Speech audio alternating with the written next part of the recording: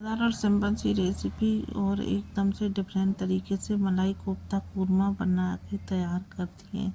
इस तरह की रेसिपी जब भी हम घर पे बनाते हैं बहुत ही ज़्यादा टेस्टी मज़ेदार सी बनके तैयार होती है। तो यहाँ पर मैंने ले लिया है इसे मैंने अच्छे से हाथों में तेल लगा के और इस तरह से मैंने कट कर लिया है कटहल को।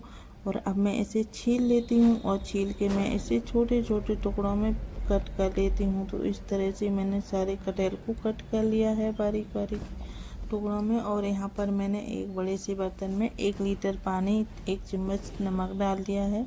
तो कटहल भी डाल दिया है, अच्छे से मैंने इसे धो लिया है और मैंने इसे कुकर में डाल दिया है। कुकर में आधा गिलास पानी डाल दिया है, ढक्कन लगा के मैंने गैस पे चढ़ा दिया। 2 सीटी आने तक का इंतज़ार करूँगी। और ये कटहल हमारा उबल चुका है, इसे निकाल के प्लेट में रख लिया है। जो भी एक्स्ट्रा पानी है तो वो मैं निकाल दिया है। और इसकी जो भी बीज हैं गुठली हैं वो मैं निकाल के मिक्सी के जार में डाल देती हूँ। जो कि इसके बीज बहुत ही ज़्यादा टाइट होते हैं, तो मैं इसे इस तरह से मिक्सी के जार में पीस लेती हूँ। तब ये हमारी सब्ज़ी बहुत ही टेस्टी बनती है और बीज खाती है तो बहुत ही ज़्यादा टेस्टी है। आधा कटोरी बेसन, थोड़ा सा नमक, गरम मसाला और हल्दी पाउडर, लाल मिर्ची पाउडर और बारीक कटा हुआ प्याज, मैंने सारी चीज़ों को अच्छे से मिक्स कर लिया है। और ये हमारा बैटर कुछ इस तरीके से हो गया है। और अभी ये अच्छे से मिक्स करके इस तरह से मैंने हल्के हाथों से मैंने यहाँ पर इनको बड़े मीडियम साइज के बॉल्स बना लिए हैं। तो सारे बॉल्स हमने बना के तैयार कर लिए हैं। इधर तेल भी हमारा अच्छे से गर्म हो गया है।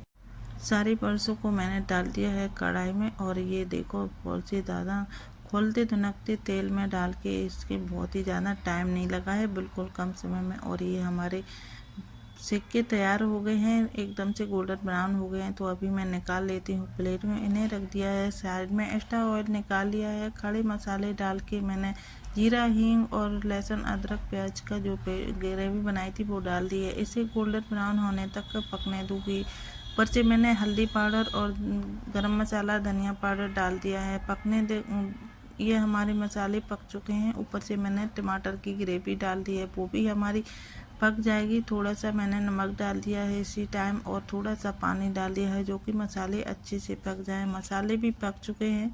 तो ग्रेवी और बढ़ाने के लिए मैंने 1 गिलास पानी डाल दिया है। 4 मिनट 5 के लिए मैंने छोड़ दिया है। ग्रेवी पक चुकी है। तो मैंने यहाँ पर जो मलाई कोफ्ते बनाए थे वो डाल दिए हैं। ये भी फूलने के लिए 4-5 मिनट तक मैं छोड़ दूँगी। और यहाँ पर आधा कटोरी मलाई डाल के भी मैं 2-3 मिनट के लिए छोड़ दूँगी, जो कि ये अच्छे से पक जाए और इसमें भेद जाए, एक एक अंदर तक सॉफ्ट हो जाए। तो हमारे कोफ्ता अंदर से एकदम से सॉफ्ट स्पंजी बन के तैयार है। बारीक कटी हुई धनिया डाल दी है। और यहाँ पर ये देखो बहुत ही ज़्यादा टेस्टी मज़ेदार सी हमारे मलाई कोफ्ता कूरमा बनके तैयार हैं। और इसे मैं निकाल लेती हूँ प्लेट में। और ये देखो ऊपर से थोड़ी सी मैं मलाई की गार्निश कर देती हूँ। बहुत ही ज़्यादा टेस्टी मज़ेदार सी सब्ज़ी है। इस तरह की रेसिपी हमारी पसंद आती है तो प्लीज़ लाइक और सब्सक्राइब करो। और प्लीज़ हमें बताएं आप लोग किस तरीके से बनाते हैं। इस thank you for watching, take care, bye bye. फिर मिलते हैं एक और नई वीडियो नई सुबह के साथ।